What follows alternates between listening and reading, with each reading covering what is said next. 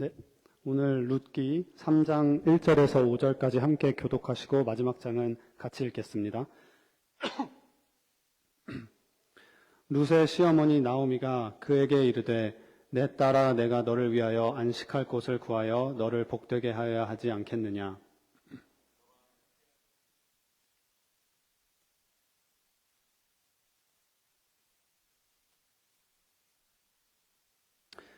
그런즉 너는 목욕하고 기름을 바르고 의복을 입고 타작 마당에 내려가서 그 사람이 먹고 마시기를 다 하기까지는 그에게 보이지 말고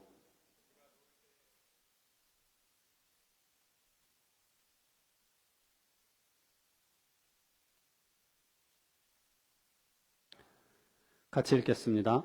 룻이 시어머니에게 이르되 어머니의 말씀대로 내가 다 행하리이다 하니라. 아멘.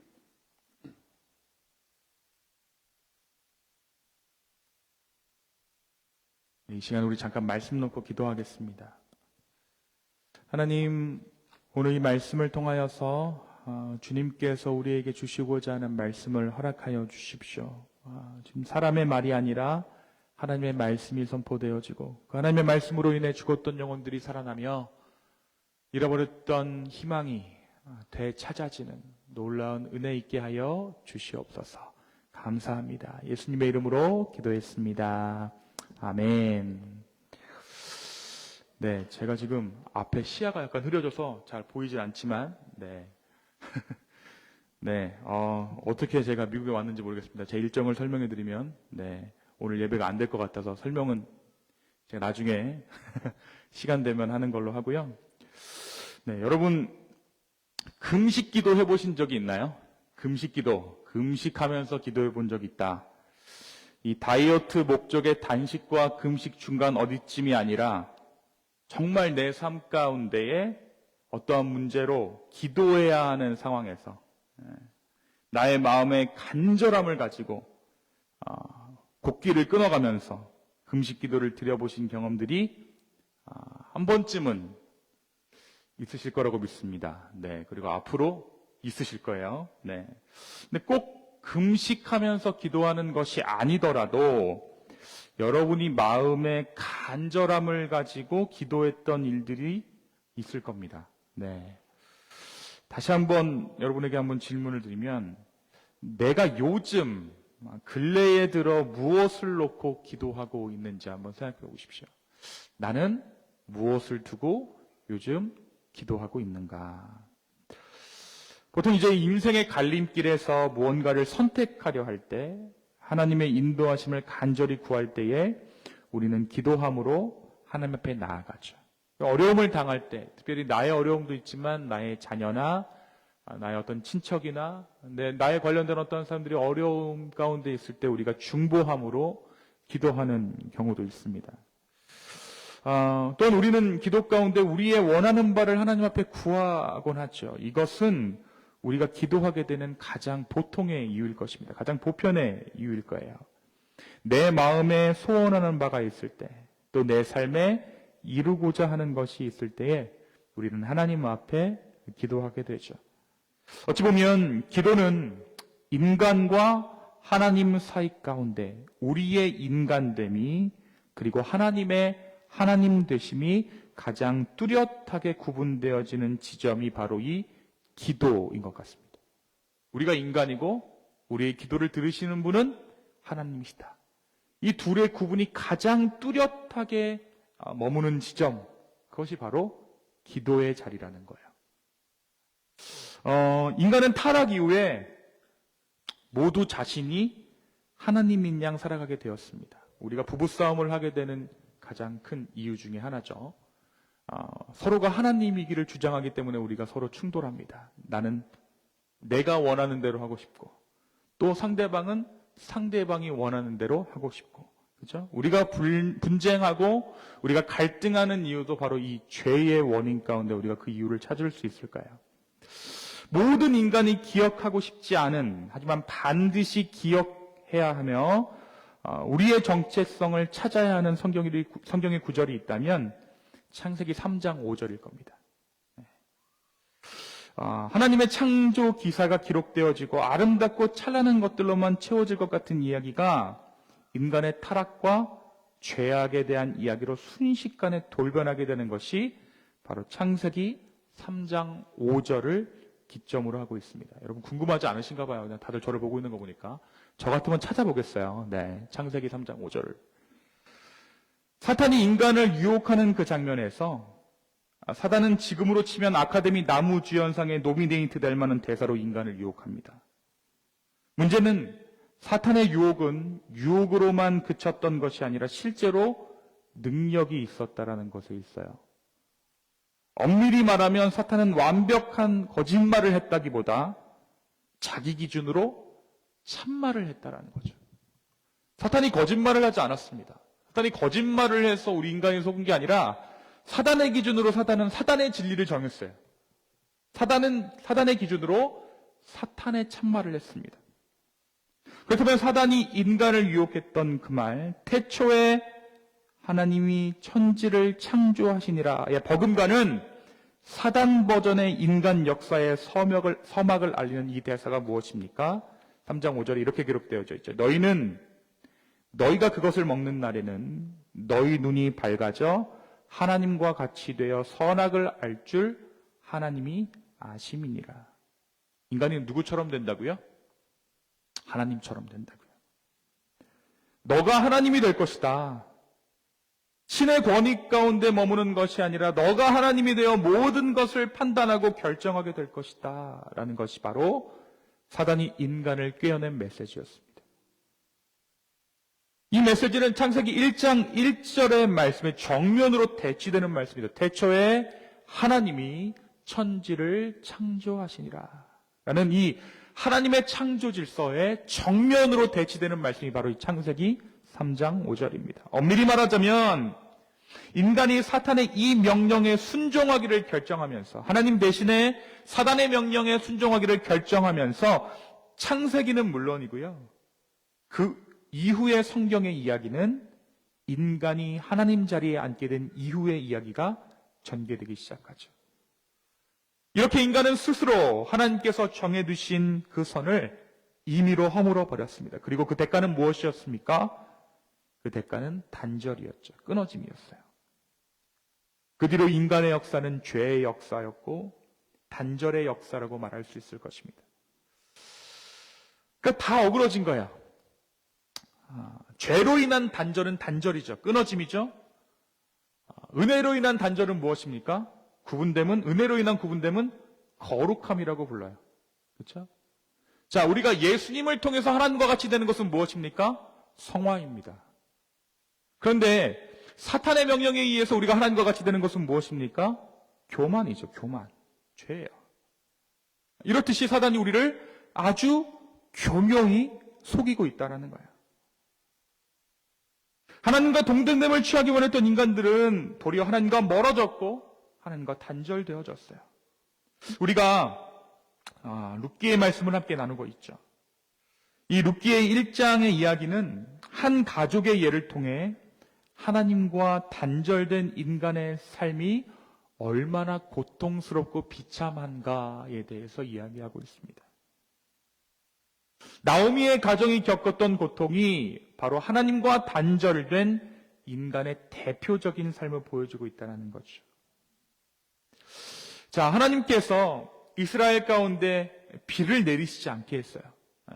그래서 어떻게 됐습니까? 인간은 꼼짝없이 기근을 경험하게 되고 그 기근은 인간을 죽음의 위기 가운데 몰아넣게 됐습니다. 이때 유다 땅에 기거하던 엘리멜렉 일가는 모압이라는 곳으로 향하게 되는데 사실 이 모압이라는 땅조차도 그들의 목숨을 부지해 줄 것이라는 어떠한 보장이 되어 있는 것은 아니었습니다. 마치 저희 어머니께서 제가 미국에 갈 때 이런 말씀하신 적 있어요. 미국만 가면 장땡이냐? 아니죠. 모압을 그러한 마음으로 갔다고요. 모압만 가면 장땡입니까? 아니에요. 어떠한 일이 어떻게 벌어질지 모르는 거예요. 그럼에도 불구하고 갔습니다. 자, 이 엘리멜렉 일가가 모압을 향해 떠나게 되고 그곳에서 새로운 삶을 도모하고자 했지만 모압에서 그들을 기다리고 있는 것은 죽음, 그리고 더욱 혹독한 시련이었습니다.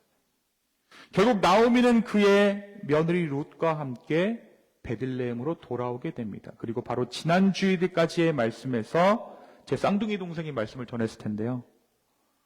우리는 나오미와 룻이 보아스라는 인물을 만나게 된 여정을 함께 나누었습니다. 이 보아스를 만나기까지 나오미와 룻은 불확실성 가운데 있었다라는 거예요. 베들레헴에서 모압으로, 모압에서 다시 베들레헴으로, 그리고 그렇게 시작된 베들레헴에서의 삶조차도 나오미와 룻 가운데 주어진 확실한 그 무엇은 아무것도 없었어요. 불확실했다라는 거죠. 또한 이것이 죄로 인해 하나님과 단절된 인간의 어쩔 수 없는 형편이고 처지입니다. 무엇이요? 불확실함이. 인간은 필연적으로 불확실함 가운데 머물러야 하는 존재인 것이죠. 그것이 하나님 없이 확실함을 추구했던 창세기 3장의 그 인간들의 불편한 현실입니다. 사단의 말이 더욱더 확실하게 다가와서 그것을 붙잡았는데 선악과 눈으로 보이잖아요. 그렇죠? 먹지 않는 것보다 먹는 것이 훨씬 더 확실한 일이잖아요. 그렇죠? 그 확실함을 추구했던 인간의 불편한 현실, 그것이 무엇이에요? 불투명함, 불확실함입니다. 여러분, 우리 중 누가 내일의 삶을 보장할 수 있겠습니까? 분명 우리는 내일을 위해 준비하고 또 대비하면서 살아갔지만, 그래서 일견 미래에 대한 준비가 확실해 보이는 삶을 사는 누군가를 부러워하기도 하고 존경의 마음을 갖기도 하지만 결국 그러한 사람의 내일도 보장할 수 없는 것이 우리의 현실입니다. 여러분, 우리가 누굴 제일 부러워합니까? 연금 많이 부어놓은 사람 제일 부럽잖아요. 자식 농사 잘 지은 사람 제일 부럽잖아요. 그렇죠? 뭔가 내일이 보장된 것 같은 사람 부럽지 않습니까? 그렇죠? 그런데 여러분이 부러워하는 그 사람의 내일조차도 보장할 수 없는 것이 우리의 현실입니다. 제가 이번 일정을 마치고, 한국 일정을 마치고 미국에 돌아오면서 경험한 수많은 불확실함들이 있었습니다. 여러분, 지금 현지일은 잘 모르시겠지만 제가 서울을 갔다 왔습니다. 여러분, 지금 미국은요 어떤 공항을 가도 붐빕니다. 제 LA 공항에 사람 그렇게 많은 거 처음 봤어요. 여러분, 비행기 티켓을 내 손에 쥐고 있어도 내 비행기가 어떻게 뜰 줄 아무도 모릅니다. 여러분, 영어를 조금 한다고 안심할 일도 아닙니다. 내가 영어를 아무리 잘 알아듣고 말할 줄 알아도 업무를 담당하는 사람이 노라고 말하면 그냥 노라는 말을 잘 알아듣는 것 이상 이하의 의미도 아닙니다. 영어를 잘하기 때문에 저 사람이 노라고 하는구나, 잘 알아들었다, 이거예요. 영어를 잘한다고 빨리 올 수 있는 것도 아니에요. 제 다음 비행기가 뜰지 안 뜰지는 내 영어 실력에 관련된 문제가 아니기 때문이죠. 제가 이번에 한국을 방문하면서 가장 의아했던 것이 한 가지 있습니다. 제가 한국 기행이라는 글을 통해서도 썼는데, 이상해요. 한국이 인구가 줄어든다는데 제 주변이 항상 혼잡한 게 좀 이상했어요. 지하철을 타도 사람들이 꽉꽉 들어차 있고 어디를 가나 사람들이 막 넘쳐나는 거예요. 어느 정도였냐면 제가 어디를 가든지 제가 반팔 앞으로 뻗으면 다른 사람이 손에 닿아요. 이렇게 반팔 뻗으면. 그 정도로 이렇게 사람들이 붐비더라고요. 제가 셀럽이라서 그런 게 아니라 그냥 사람이 많았던 거예요. 그래서 제가 한 목사님에게 물어봤어요. 목사님, 한국이 인구가 줄어든다는데 아직 그렇게 걱정할 정도는 아닌 것 같아요, 라고 이야기했습니다. 그랬더니 이 목사님께서 저를 순진한 미국 목사 취급하시면서 이렇게 쳐다보면서 하시는 말씀이, 모두 다 서울로 올라와서 그렇습니다, 그러더라고요. 지방에 가면 식당 서빙하는 것은 모두 외국분들이 담당하신대요. 또 교회들 중 일부는 동두천으로 여름 선교를 떠난다고 합니다. 이유가 있어요. 최근 동두천의 외국인 인구가 한국 사람들의 인구를 넘어섰다라고 해요. 동두천 여러분 어딘 줄 아세요? 경기도입니다. 경기도인데도 이미 외국 사람들의 인구가 한국 사람들을 넘어섰대요. 여러분이 아는 한국이 아니에요, 이제. 좀 다녀오세요. 네. 진짜, 네, 이런 말 하면 안 되지만. 어쨌든, 바쁩니다. 네. 그래서 여러분 한 가지 물을게요. 왜 사람들이 서울로 몰립니까? 서울이 확실해 보이기 때문이에요. 서울이 지방 도시들보다 성공을 보장해 준다라고 믿기 때문이죠. 그런데 이 인구 과밀 증상이 드러내고 있는 역설적인 진리는 우리 모두가 불확실한 삶을 살아가고 있다는 겁니다. 그래서 확실해 보이는 그 무엇이라면 사람들이 환장하고 달라들어요. 불확실하니까, 보장되지 않으니까 확률이 높아 보이는 서울로 사람들이 삶의 터전을 옮기는 것이죠. 여러분, 제가 갔던 교회가 세상이 미어 터집니다. 왜? 대형교회는 확실하니까. 뿐만 아니라 한국의 젊은이들이 결혼을 하지 않는 이유도, 아이를 낳지 않는 이유도 모두 불확실함 때문이라는 것을 우리는 부정할 수 없겠죠. 여러분, 우리 교회만 이렇게 아기들이 많은 거지, 배불러 다니는 임산부가 아무도 없습니다. 어떤 분은 이제 한국에 갔더니 요즘에는 임산부석이 따로 있더라고요. 임산부석이 이제 따로 있는데, 자기 배를 이렇게 보더니 어느 정도 나왔다 싶으니까 앉더라고요. 임신 안 했는데, 이 정도면 앉아도 되겠지? 왜 애를 안 낳을까요? 왜 결혼을 하지 않을까요? 불확실하기 때문에. 우리 아이를 내가 확실하게 키워낼 자신이 없기 때문에. 여기 모여있는 우리는 어떻습니까? 여태껏 살아가면서 철석같이 될 줄 알았던 일들은 어그러지고 잘 안 될 것만 같았던 일들이 희한하게 풀렸거나 전혀 의외의 상황들이 전개되어서 내가 생각한 것과는 다른 방식으로 일들이 이루어진 경험들을 여러분 해보신 적이 있으실 거예요. 그럼에도 불구하고 우리는 확실한 것만 붙잡으려고 하죠. 우리가 이렇게 확실한 것만 붙잡으려고 하는 것은 다름 아닌 우리가 죄인이라는 증거인지도 모르겠습니다. 자, 나오미와 룻이 베들레헴에서 들어왔을 때 그들은 안도할 수 없었습니다. 모든 것이 불확실했기 때문입니다.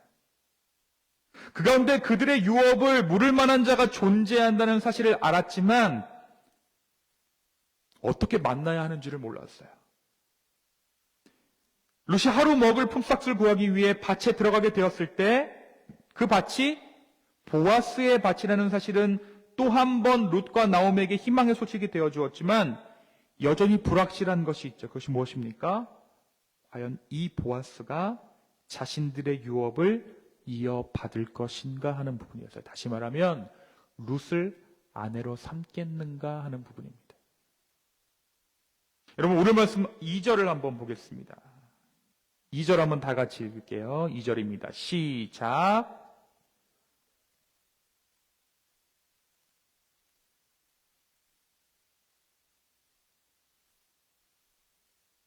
자, 2절에 등장하는 두 가지의 단서는 나오미와 룻이 가지고 있는 확실한 증거들입니다. 첫째로 확실한 것은 보아스의 신분 상태죠.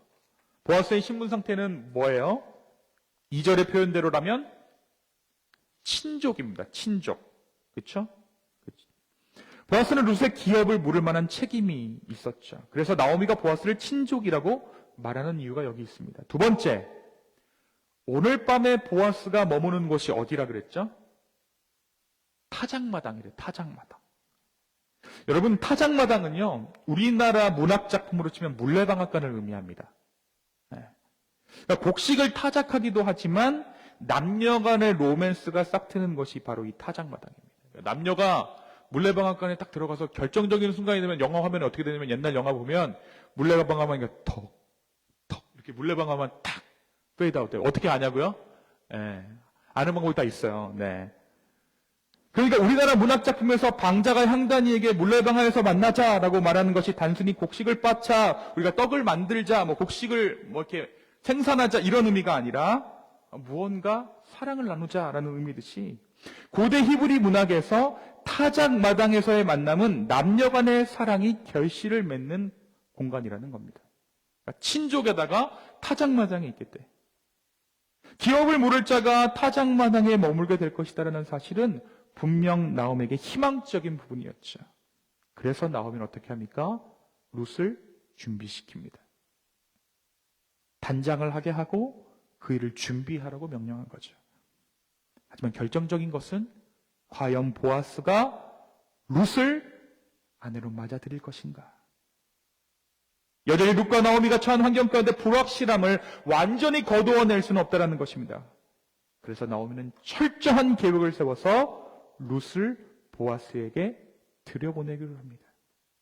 그리고 오늘 5절에 보니까 룻이 시어머니 나오미의 말에 어떻게 반응합니까?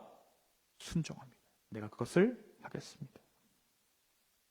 여러분, 우리는 종종 인생이 50대 50의 확률로 이루어진다고 착각하지만 사실 인생은 오로원 납땡입니다. 바로 룻과 나오미의 이 순간이 인생의 이런 면을 잘 보여주고 있는 것이죠. 여태까지 잘 왔지만 여기서 잘못되면 납땡이에요. 50대 50이 아닙니다. 잘 되거나 안 되거나가 아니에요. 살거나 죽거나 하는 문제죠. 말씀은 단순히 룻과 나오미의 발칙한 도전만을 이야기하는 것이 아닙니다. 룻이 all or nothing의 위태로운 줄타기를 하는 것은 보아스의 반응에 관한 것처럼 보이지만 사실 이 모든 것은 룻과 나오미가 주님 안에 머물러 있는가에 대한 이야기라는 거예요. 우리는 지금 보아스가 이 사람들을 어떻게 대할 것인가에 집중하지만 사실 진짜는 뭐라고요? 주님 가운데 룻과 나오미가 있는가? 왜 이렇게 제가 판단하냐면 바로 오늘 말씀에 기록된 룻과 나오미의 작전이 나오미의 기도 가운데에서 진행되고 있다는 사실 때문에 그렇습니다. 바로 룻기 1장 9절의 기도예요. 1장 9절을 제가 여러분들을 위해서 읽습니다. 여호와께서 너희에게 허락하사 각기 남편의 집에서 위로를 받게 하시기를 원하노라 하고 그들에게 입맞춤에 그들이 소리를 높이 울며. 다시 한번 읽습니다. 여호와께서 너희에게 허락하사 각기 남편의 집에서 위로를 받게 하시기를 원하노라. 나오미가 룻과 오르바를 축복할 때 했던 이 기도입니다. 그 기도 가운데 지금 이 일이 이루어지고 있는 거예요. 오늘 말씀 3장 1절에 보면 우리는 나오미가 1장에서 드렸던 그 기도를 잊지 않고 있었음을 알 수 있습니다. 내가 너를 위하여 안식할 곳을 구하여 너를 복되게 하여야 하지 않겠느냐라고 이야기하죠. 1장 9절의 그 기도를 그대로 인용하고 있는 것이죠. 나오미가 처음 베들레헴으로 향할 때에 자신을 따라 나섰던 며느리를 돌려보내기를 작정하며 절망 가운데서 드렸던 그 기도 안에서 나오미는 한 걸음 한 걸음 그녀의 인생을 개척하고 있는 것입니다. 기도 가운데 자신의 삶을 맡겨드렸으면 물론이고 두렵고 떨림으로 한 걸음 한 걸음 앞으로 나아가고 있는 나오미와 룻의 상황을 우리는 오늘 말씀 가운데 확인하고 있습니다. 사랑하는 성도 여러분, 오늘 말씀은 우리에게 인생을 경영할 때 기도로 하나님 앞에 아뢰는 것이야말로 우리가 마땅히 인생을 경영해야 하는 방법임을 이야기하고 있습니다. 기도는 우리의 삶을 주님께 맡겨드리는 거예요. 나의 계획을 이루는 도구로 주님을 동원하는 것이 아니라 내 삶의 모든 주권을 맡겨드리는 것이 바로 기도입니다. 그런데 여러분, 기도에 맹점이 있습니다. 불확실해 보인다는 거예요.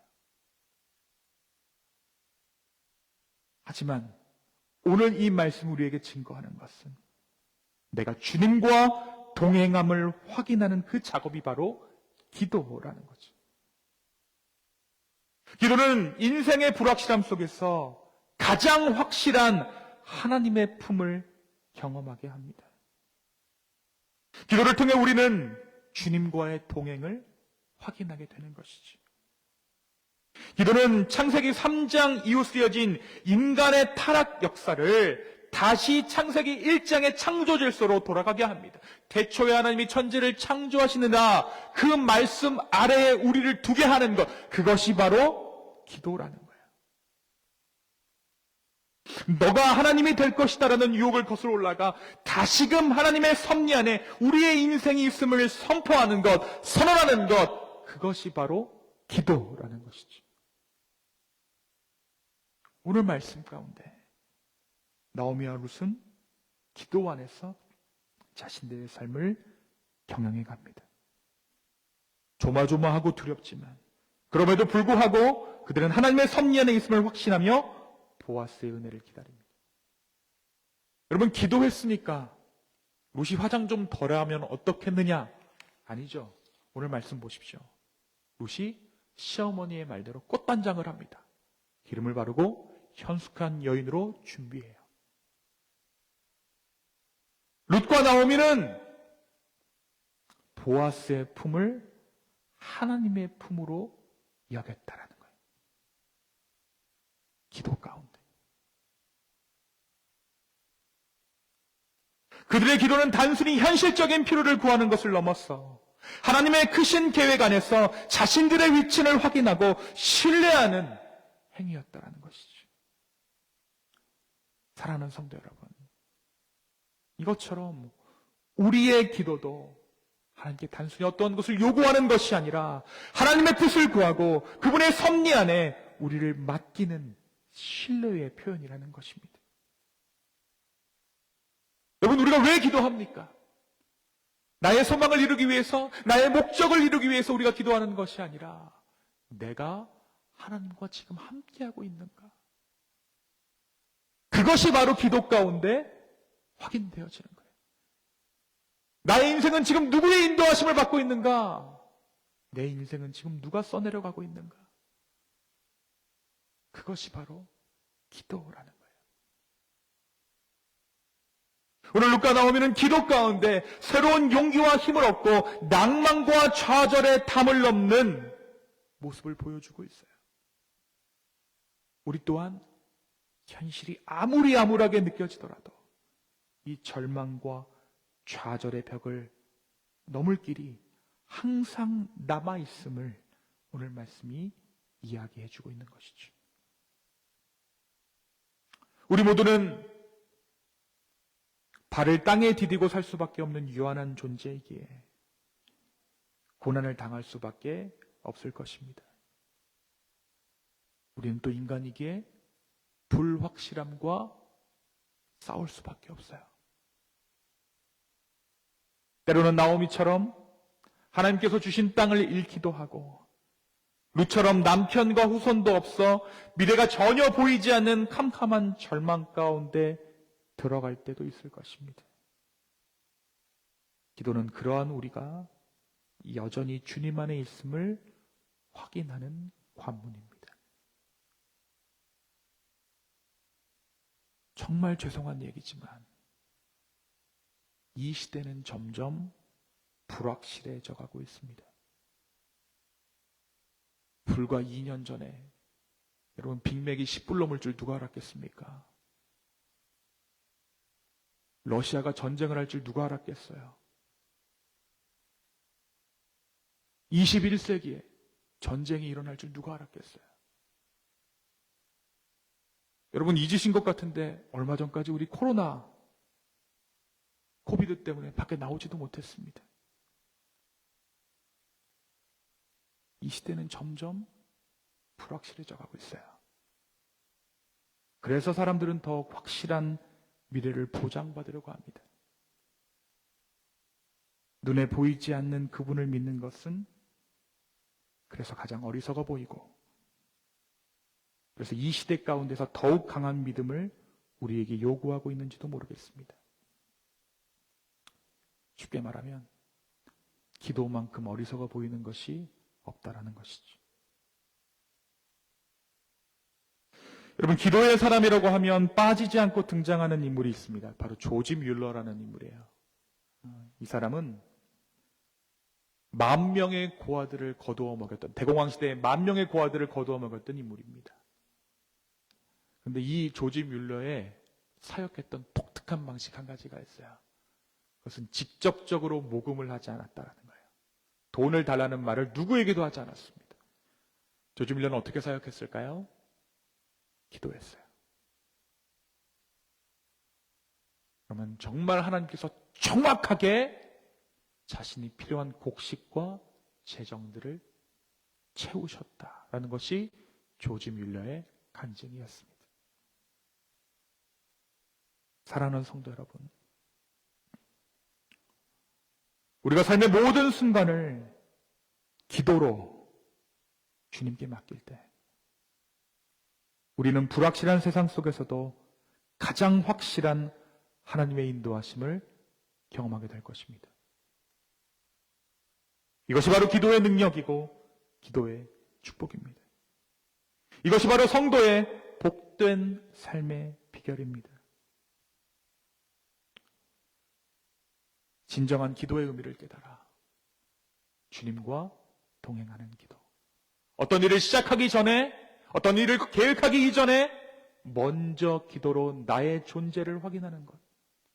그것이 바로 저와 여러분이 살아야 하는 인생인 것입니다. 여러분, 그래서 우리 교회는 기도하십시오 라고 이야기하지 않습니다. 기도는 해야 하는 것이 아닙니다. 기도는 동행하는 것입니다. 함께 가는 거예요. 내가 지금 하나님 품 안에 있는가? 오늘 롯이 최종 목적은 누구의 품에 안기는 것입니까? 보아스의 품에 안기는 거잖아요. 그렇죠? 그런데 이미 지금 이 나오미와 룻은 누구 품 안에 있습니까? 하나님 품 안에 있어요. 기도로 말미암아 나오미와 룻이 보아스 가운데 있어 하나님 품을 경험하게 되었다는 것이죠. 기도로 동행하십시오. 기도로 동행함을 확인하십시오. 그래서 하나님의 섭리 가운데 주님께서 주시는 평안과 확신을 누리는 저와 여러분 되기를 예수님의 이름으로 축원합니다. 이 시간 함께 기도하겠습니다.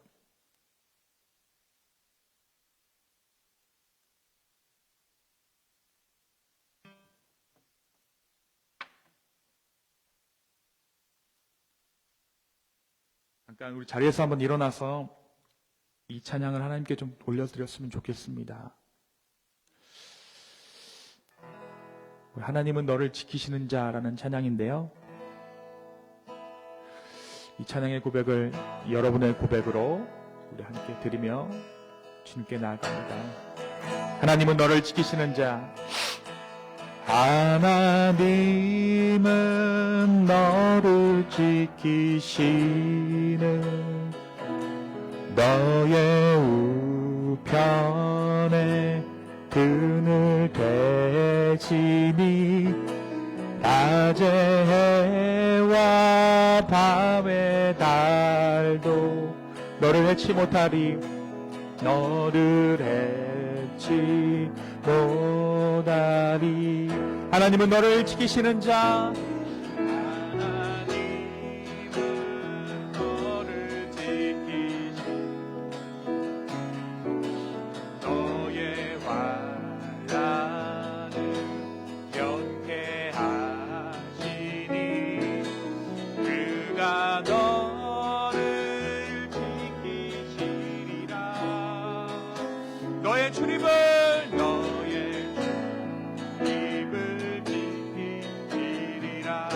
눈을 들어 산을 보아라. 눈을 들어 산을 보아라. 너의 도움 어디서 오나?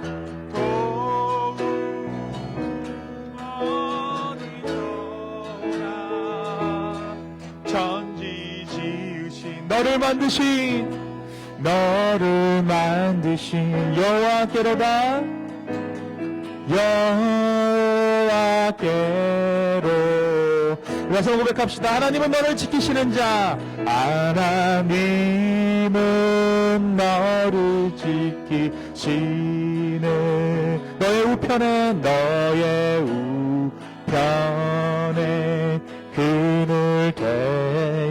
낮의 해와 밤의 달도 낮의 해와 밤의 달도 너를 해치보다니 하나님은 너를 지키시는 자 하나님은 너를 지키시 너의 환난을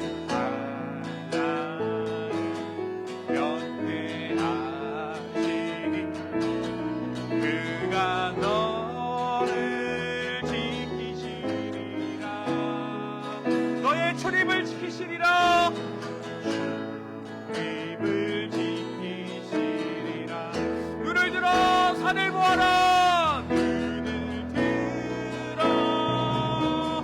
산을 보아라 너의 도움 어디서 오나 천지지으신 너를 만드신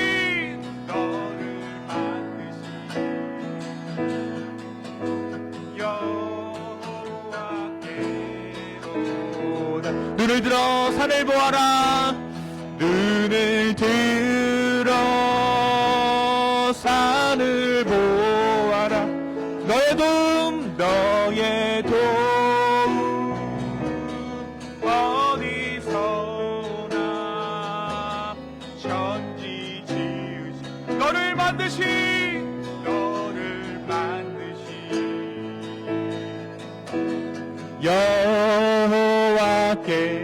여호와께로다 우리 시간 다 같이 기도했으면 좋겠습니다. 하나님 내 삶을 인도하여 주십시오. 내 삶을 주관하여 주십시오. 다시 한번 우리의 삶을 주님께 맡겨드리며 이 시간 우리의 마음을 드립니다. 우리 간절한 마음으로 우리 삶을 의탁하며 주님께 나아가겠습니다. 함께 기도합시다.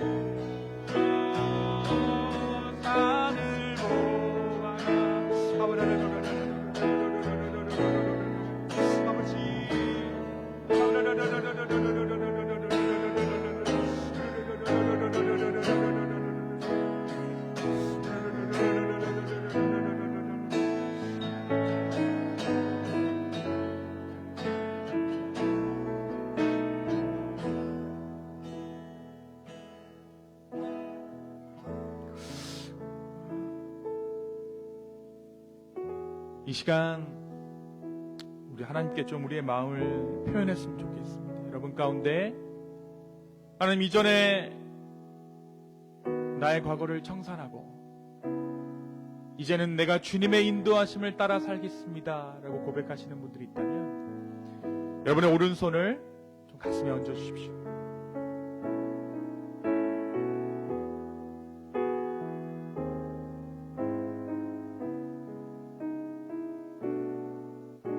그리고 제가 하나씩 한번 기도했으면 좋겠습니다. 하나님 나를 인도하여 주십시오. 내가 주인된 삶이 아니라 이제 주님께 내 삶을 맡겨드리겠습니다. 연금과 주식에 내 삶을 맡기는 것이 아니라 하나님의 인도하심에 내 삶을 맡기겠습니다. 주님 나와 함께하여 주십시오. 우리 간절한 마음으로 함께 주님 앞에 우리의 삶을 드리며 맡겨드리며 기도하며 나아가겠습니다. 함께 기도합시다. 아버지 하나님 우리의 삶을 맡겨드립니다. 주여 내 삶을 주관하여 주시옵소서.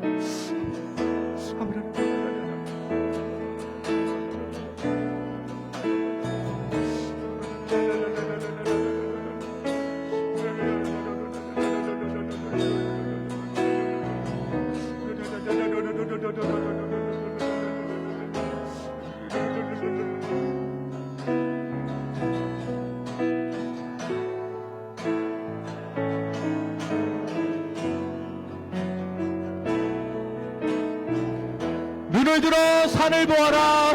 눈을 들어 산을 보아라.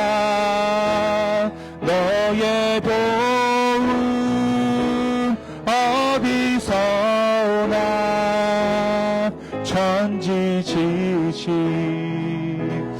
너를 만드신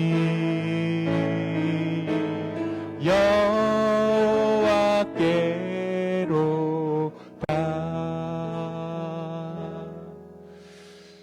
주님, 이곳에 모인 한 사람 한 사람을 축복해 주십시오.